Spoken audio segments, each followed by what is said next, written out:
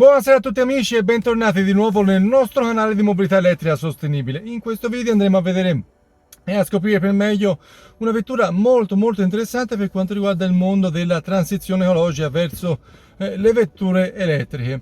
Tesla è uscita con un mezzo estremamente interessante perché abbatte fortemente quelli che sono i costi, addirittura esce con la Tesla Model Y a un costo inferiore a quello della Tesla Model 3, cosa molto particolare. Difatti ho visto online che tantissimi stanno cercando di vendere quelle della propria Tesla Model 3, grazie anche a quelle che sono un po' le supervalutazioni che in questo momento l'usato sta avendo, per rientrare in quello che è il mondo Tesla tramite la Tesla Model Y.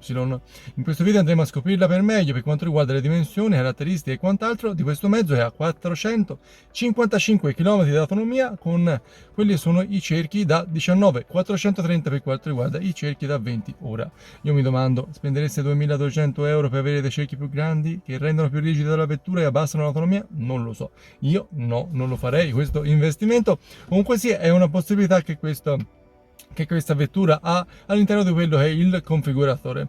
Andando a vedere già da subito quello è il prezzo, 49.900 euro, ha colpito l'occhio di molti perché poi va a fare concorrenza spietata a tantissime vetture elettriche che sono disponibili in questo momento, che fanno parte un po' del medesimo look, potremmo dire, quindi mezzi rialzati, SUV, crossover e quant'altro che sono disponibili in questo momento in commercio.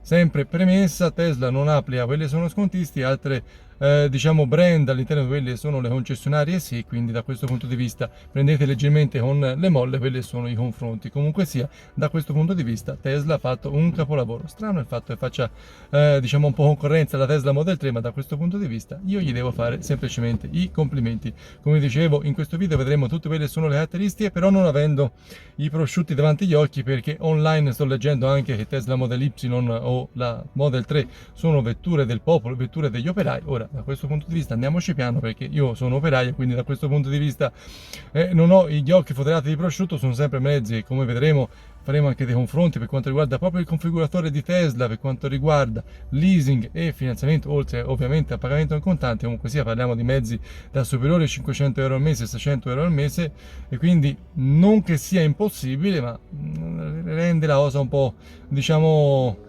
dispendiosa, ecco, da questo punto di vista. Quindi andiamoci piano. Comunque sia, da questo punto di vista Tesla ha fatto un capolavoro perché abbassa fortemente quelli sono i costi e allarga la platea in maniera incredibile. Credo avrà un successo incredibile, davvero strepitoso.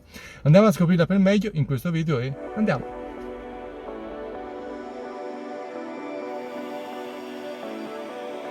Tesla Model Y è lunga 4751 mm, larga 1921 mm, alta 1624 mm con un passo di 2890 mm. Ha un bagagliaio monstre di 854 litri e addirittura un bagagliaio frontale, come tutte le Tesla, bisogna essere sinceri, da 117 litri. Ottimo, ottimissimo per riporre i propri cavi di ricarica. Come dicevamo, 455 km di autonomia con i cerchi a 19, 430 con i cerchi da 20 che costano anche 2200 euro.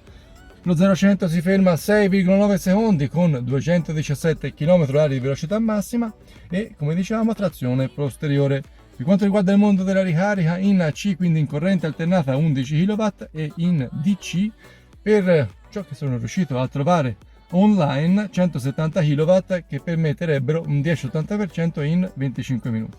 Come dicevamo, 5 posti, e mi piace tanto il fatto che non abbiano fatto limitazioni su questa vettura, quindi abbiamo a disposizione l'audio premium da 13 altoparlanti, un sub e 2 amplificatori, la telecamera posteriore, telecamera alle portiere, 3 telecamere in alto per quanto riguarda il parabrezza, telecamera ai parafanghi anteriori e anche diciamo interna. Mi piace anche il fatto che abbia il lane assist, prevenzione per le collisioni, l'autopilot, il cruise control adattivo che si inserisce ai 30 km/h e fino ai 150 km/h disponibile, tetto in vetro. E devo essere sincero, mi piace tanto anche il discorso dei supercharger che sono tantissimi supercharger all'interno di quello è il vecchio continente, e non solo, mondo Stati Uniti. Ho visto a Israele, in Giordania, in Cina, in Giappone, comunque ne avevano montati tantissimo, ma ho visto in Corea del Sud praticamente è piena.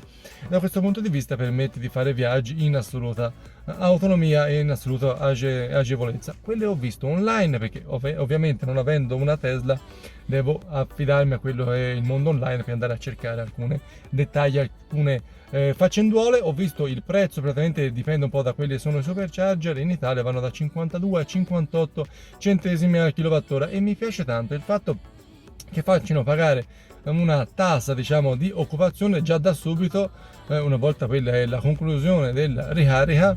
Se il supercharger medesimo ha il 50% di occupazione, paghiamo 50 centesimi al minuto per l'occupazione, diciamo, dello stallo di ricarica una volta conclusa la ricarica, tanto il telefonino vi manderà delle notifiche già prima ovviamente della conclusione della ricarica. Se eventualmente tutto il supercharger forse totalmente occupato da vetture, invece sarebbe il doppio, quindi 1 euro al minuto. Da questo punto di vista mi piace, perché anche esempio NLX e quant'altro bisogna aspettare mezz'ora, un'ora.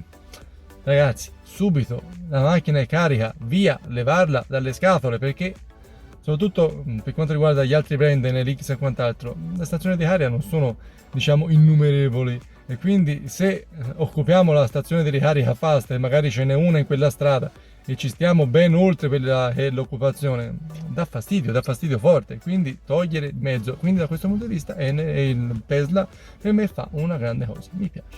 Andando a vedere quello che è il mondo finanziario, come dicevamo, possiamo acquistare, ovviamente potremo prendere un finanziamento terzo in banca o avere anche, per l'amor di Dio, contanti. Da questo punto di vista andiamo a vedere quello che è il mondo finanziario che Tesla propone per coloro che vogliono acquistare una Tesla Model Y. Come dicevamo, il prezzo è 49.900 euro, che in contanti sono qualcosina di più, ma a prescindere, perché abbiamo da pagare quella è l'immatricolazione di 980 euro. Il prezzo infatti conclusivo è di 50.979 euro, che possiamo pagare per intero in questa maniera o utilizzare i loro metodi finanziari, quindi anticipo o quindi finanziamento, quindi leasing. Andiamo a vedere il leasing. Diciamo l'anticipo minimo è 5.098 euro con una rata mensile che potremo scegliere tra 10.000 km annui, 40.000 km annui e anche l'anni, arrivare fino a 60 mesi. Utilizzando 60 mesi quindi la rata viene più bassa, e 10.000 km diventa 507 euro mensili o 40.000 km annui, 611 euro mensili. Ora non vi dico troppo il riscatto perché il configuratore mi dà degli errori e quindi siamo sopra i 10.000 euro, però non voglio prendermi, diciamo, la responsabilità di dare numeri errati perché il configuratore sta dando un pochino numeri, quantomeno sul mio device. Per quanto riguarda il finanziamento è 96 mesi, anche con un solo euro di anticipo, per quanto si può vedere all'interno del mondo online. 611 euro al mese per i primi 48 mesi, 620 euro al mese per i secondi 48 mesi, scusate, quindi 611 euro al mese per i primi 48 mesi, 620 euro mensili per i secondi 48 mesi. Quindi da questo punto di vista interessante, perché senza anticipo riusciamo a prendere una Tesla con un po' sopra i 600 euro mensili. Come dicevamo, quasi 51.000 euro qualora lo acquistiamo a prezzo pieno ed in contanti.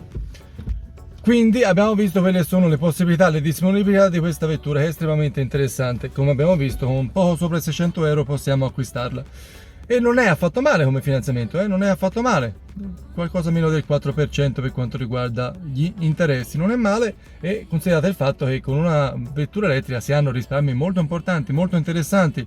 Come abbiamo visto con la nostra Opel Corsa elettrica siamo sui 3.000 euro mensili, io sono uno che macina sui 35.000 se non qualcosa di più chilometri annui, quindi da questo punto di vista i risparmi ci sono e sono tangibili, perché il bollo non si paga almeno per 5 anni, perché il risparmio in corrente rispetto alla combustione è palese e perché poi la manutenzione è, diciamo, minima. Una volta avete cambiato qualche filtro del polline e quant'altro, qui si cambia veramente poco, almeno non si guasta in qualcosa di importante, come a suo tempo si guastò con la nostra percorso elettrica il caricatore di bordo e fu cambiato poi in garanzia. Quindi da questo punto di vista la garanzia aiutò, ecco, diciamola in questa maniera, ma i risparmi comunque sono veramente molto sostenuti.